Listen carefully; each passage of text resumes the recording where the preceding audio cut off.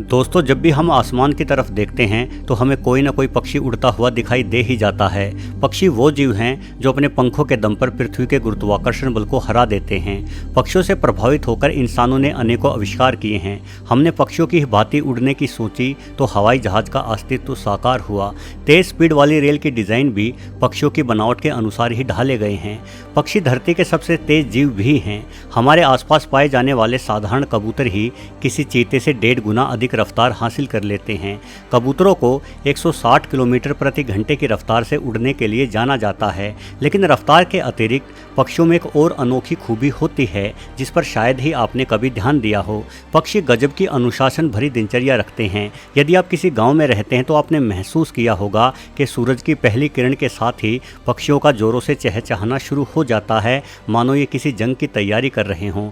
सुबह और शाम अपनी छतों के ऊपर से गुजरते पक्षियों को देखना गांवों में आम बात होती है।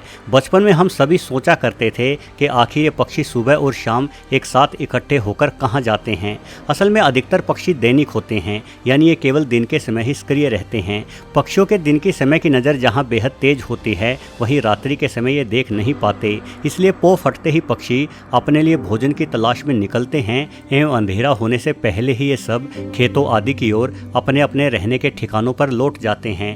हालांकि परिवर्तन के दौर से गुजरते हुए कुछ पक्षियों ने रात को देखने की क्षमता भी विकसित कर ली है, जैसे कि उल्लू रात को बहुत साफ साफ देख सकते हैं। ऐसे पक्षियों को रात्रिचर पक्षी कहा जाता है। वैसे क्या आप जानते हैं कि उल्लू अपनी आंखों की पुतलियों को हिला नहीं सकते। असल में रात को किसी एक चीज पर नजर जमाए रखने के कारण उल्लुओं की आंखों का विकास इस तरह से हो गया है कि इनकी आंखें स्थिर ही रहती हैं। इसलिए यदि उल्लुओं को अपने थोड़ा भी दाएं या बाएं देखना होता है तो इन्हें पूरा सर ही घुमाना पड़ता है, और सर घुमाने में उल्लू इतना माहिर है कि ये बिना अपने शरीर को मोड़े करीब 270 डिग्री तक अपने सर को ही घुमा सकता है। उल्लुओं जैसे रात्रिचर पक्षियों का रंगरूप भी इस प्रकार से विकसित हुआ है कि ये पक्षी अपने आसपास के वातावरण में पूरी तरह से घुल मिल जाते हैं और दिखाई नहीं देते।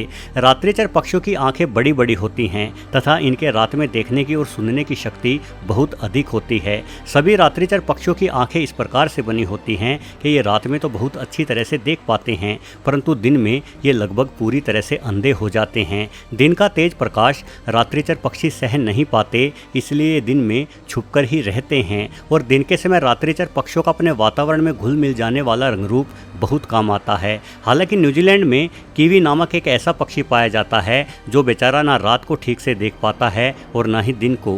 कीवी पक्षी न्यूजीलैंड का राष्ट्रीय पक्षी है। वैसे तो यह पक्षी रात को ही सक्रिय रहता है, किंतु ये उल्लुओं की तरह रात्रि के समय साफ नहीं देख पाते।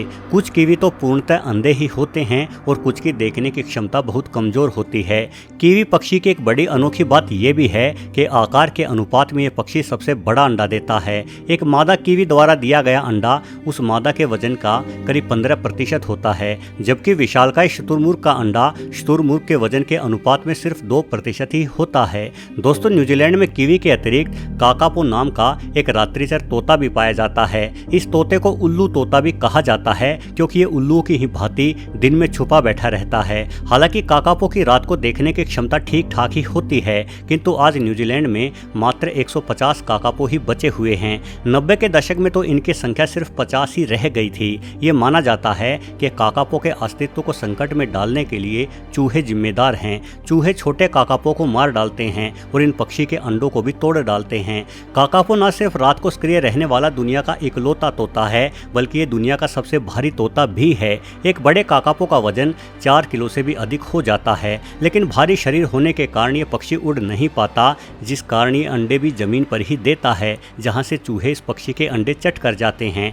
अंडे देने के लिए बेचारा काकापो किसी पेड़ के तने के नीचे या किसी पत्थर की आड़ में थोड़ी बहुत टहनियों की मदद से अपना टेढ़ा मेढ़ा घोंसला बनाता है। ऐसे घोंसले में ना इसके अंडे बारिश से सुरक्षित रहते हैं और ना ही शिकारियों से। वैसे भले ही काकापो का घोंसला खूबसूरत ना हो, किंतु पक्षियों को बेहद ही खूबसूरत घोंसले बनाने के लिए जाना जाता है, जैसे कि बया पक्षी का घोंसला। ये पक्षी लगभग पूरे भारत में पाया जाता है, और मेरा यकीन मानिए कि यदि आपने बया पक्षी का घोंसला कभी नहीं देखा तो आप प्रकृति के एक अद्भुत इंजीनियर से अपरिचित हैं। सभी चिड़िया ज़्यादातर 2 डालों के बीच में अपना घोंसला बनाती है, लेकिन बया एक ही डाल पर इस तरीके से अपना घोंसला निर्मित करती है कि यह घोंसला नीचे की ओर झूलता रहता है। ऐसा आशियाना बनाने के 2 फायदे हैं। एक तो इस तरह तरह के घोंसलों में दूसरे पक्षियों के आने का खतरा कम रहता है, क्योंकि नीचे की ओर से घोंसले में घुस पाने का हुनर हर एक पक्षी के पास नहीं होता। और दूसरा फायदा ये है कि ये घोंसला बया के बच्चों के लिए एक पालने अर्थात झूले का कार्य भी करता है। बया का घोंसला पूर्णतः वाटरप्रूफ होता है, जिस कारण ये पक्षी बारिश से बचा रहता है। साथ ही ये घोंसला इतना मजबूत भी बनाया जाता है कि भयानक तूफानों में पेड़ तक गिर जाने के बावजूद भी बया का घोंसला पेड़ों से अलग नहीं होता। बया को ऐसा घोंसला बनाने में महीनों तक मेहनत करनी पड़ सकती है, और इतनी मेहनत केवल नर बया ही करती है, जिसके पीछे एक विशेष वजह है। असल में मादाओं को हमेशा बना बनाया घर चाहिए होता है, इसलिए सभी नर सबसे बेहतर घोंसला बनाने की होड़ में जुट जाते हैं। और जब घोंसला आधे से ज़्यादा बन जाता है तो ये नर एक खास तरह की आवाज़ निकालकर मादाओं को अपना घोंसला दिखाने के लिए आमंत्रित करते हैं। मादाएं भी काफ़ी सूझबूझ से अपने जीवन साथी को चुनने का फैसला लेती है, और इसके लिए वो मादा जीवन साथी की खूबसूरती को नहीं बल्कि उसके द्वारा बनाए गए घोंसले की खूबसूरती को अहमियत देती है। मादा बारी बारी से सभी घोंसलों में बैठकर देखती है, और जिस नर का घोंसला उन्हें पसंद आता है उसी नर को ये मादा अपना जोड़ीदार बनाती है। बाद में आधे बने घोंसले को नर और मादा एक साथ मिलकर पूरा करते हैं। अनोखी बात यह है कि बया पक्षी सिर्फ घोंसले को खूबसूरत ही नहीं बनाते बल्कि ये घोंसले के भीतर रोशनी का प्रबंध भी रखते हैं। बया पहले अपने घोंसले में गीली मिट्टी लगाती है और बाद में जुगनुओं को पकड़कर उस गीली मिट्टी में चिपका देती है। ये टिमटिमाते जुगनू बया के घोंसले को रोशन रखते हैं। ये भी देखा गया है कि बया पक्षियों में नर और मादा जीवन भर एक दूसरे का साथ निभाते हैं, और जैसे जैसे इनका परिवार बड़ा होता है वैसे वैसे ये अपने घोंसले को और भी अधिक बड़ा कर लेते हैं। दोस्तों, खाने के मामले में अधिकतर पक्षी सर्वाहारी होते हैं, किंतु बाद जहां पूर्णतः मांसाहारी होते हैं वहीं साउथ अमेरिका में पाया जाने वाला होटजिन दुनिया का इकलौता ऐसा पक्षी है जो पूर्णतः शाकाहारी माना जाता है। ये पक्षी पेड़ों की पत्तियों को खाकर ही अपना गुजारा कर लेता है।